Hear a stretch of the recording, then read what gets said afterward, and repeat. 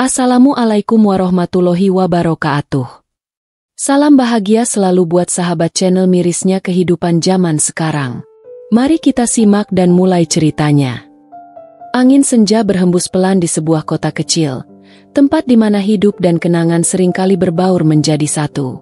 Di sebuah rumah sederhana dengan jendela kayu yang usang, Damar duduk termenung di depan meja kayu yang penuh dengan kertas-kertas usang dan foto-foto lama. Hatinya berat, seperti ada sesuatu yang hilang, namun tidak tahu apa yang harus dicari. Wajah ibunya, yang terlukis pada sebuah foto usang, menatapnya dengan penuh kasih, seolah mengingatkan tentang janji yang belum terlaksana. "Ibu, aku janji aku akan segera menulis pesan itu," gumamnya pelan, seolah berbicara kepada foto yang tersenyum lembut itu. Sudah hampir 2 bulan berlalu sejak ibunya meninggal. Namun ada satu hal yang masih mengganjal dalam hatinya.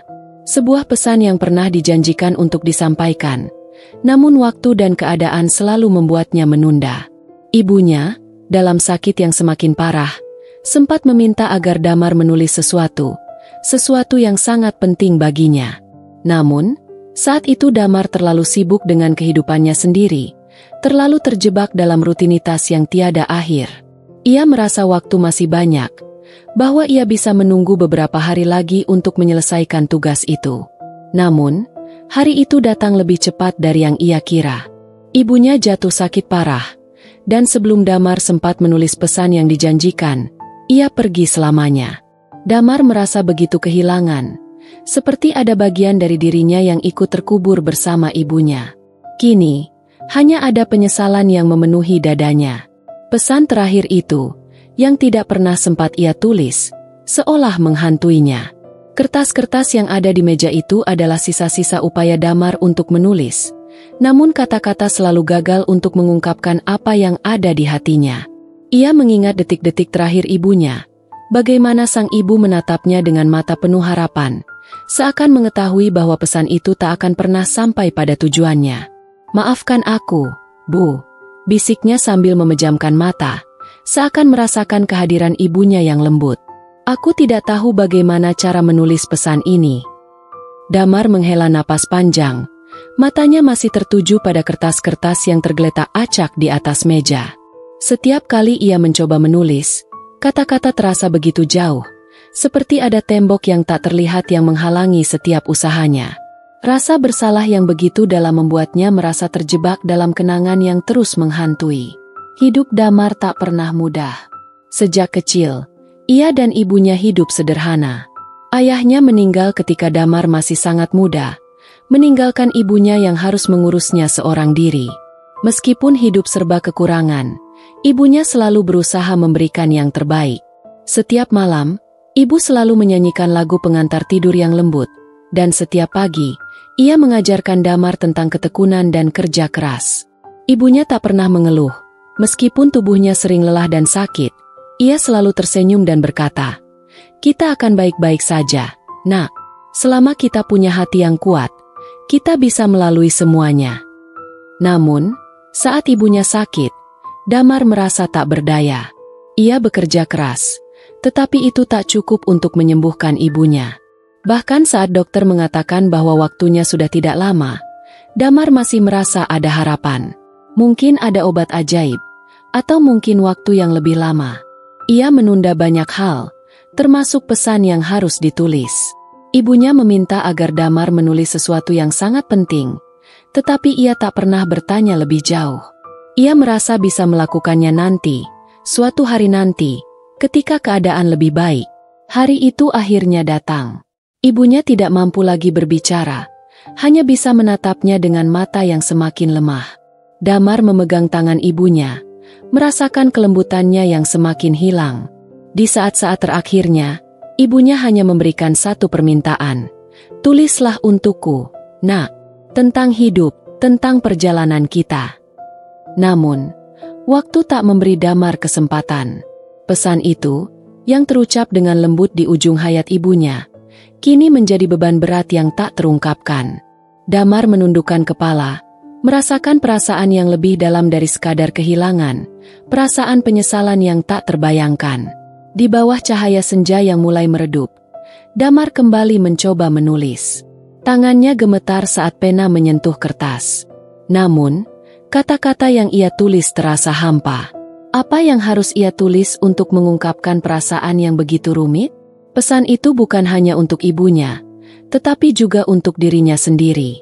Sebuah pesan yang harus menenangkan hatinya yang kini penuh dengan kekosongan.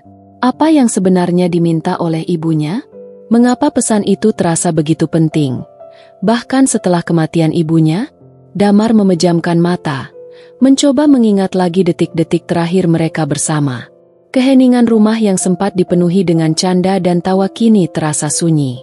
Satu hal yang Damar tahu pasti, ia tak bisa membiarkan pesan itu tetap tertunda lebih lama lagi. Hari-hari berlalu, dan meskipun Damar mencoba menulis, ia tak juga menemukan kata-kata yang tepat. Setiap kali ia duduk di meja itu, jari jemarinya terasa kaku, seolah kata-kata yang ingin ia ungkapkan terlalu berat untuk dikeluarkan. Tidak ada yang bisa menggantikan rasa kehilangan yang ia rasakan. Ibu yang selalu ada di sampingnya kini tak lagi bisa ia peluk. Tidak ada lagi suara lembut yang mengingatkannya untuk tetap sabar. Tidak ada lagi nasihat yang menuntunnya. Ia merasa seolah hidupnya kini kosong, tak bermakna.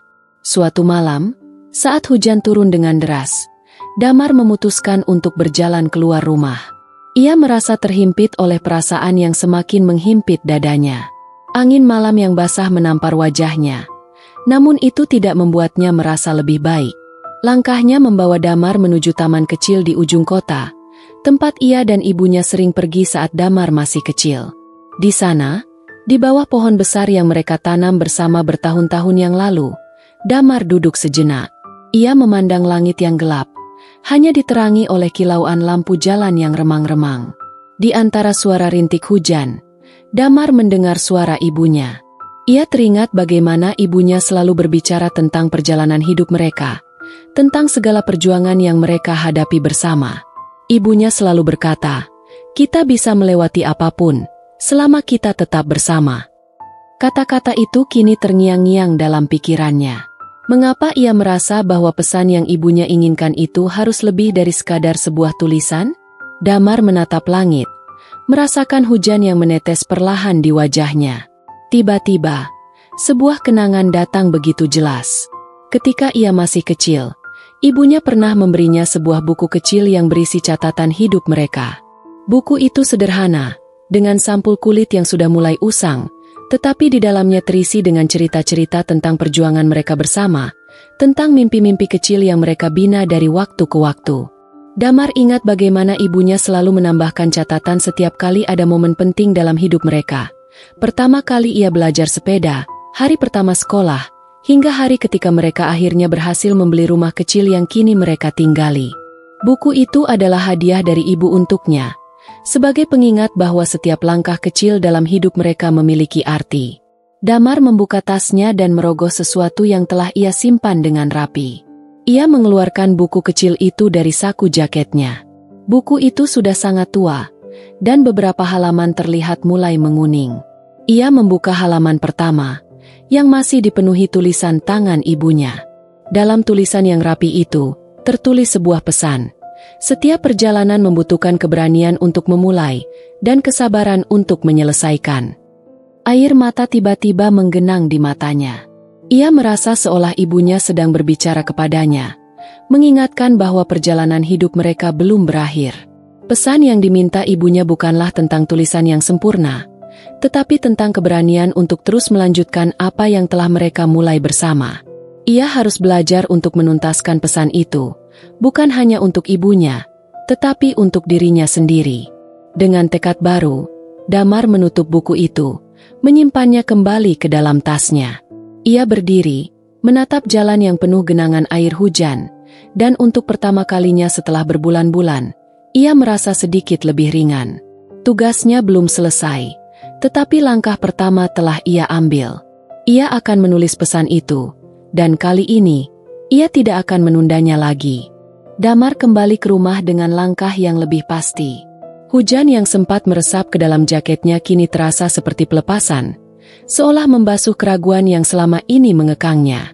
Begitu sampai di rumah, ia langsung menuju meja kerjanya. Kertas-kertas yang sempat berserakan di sana kini tampak berbeda.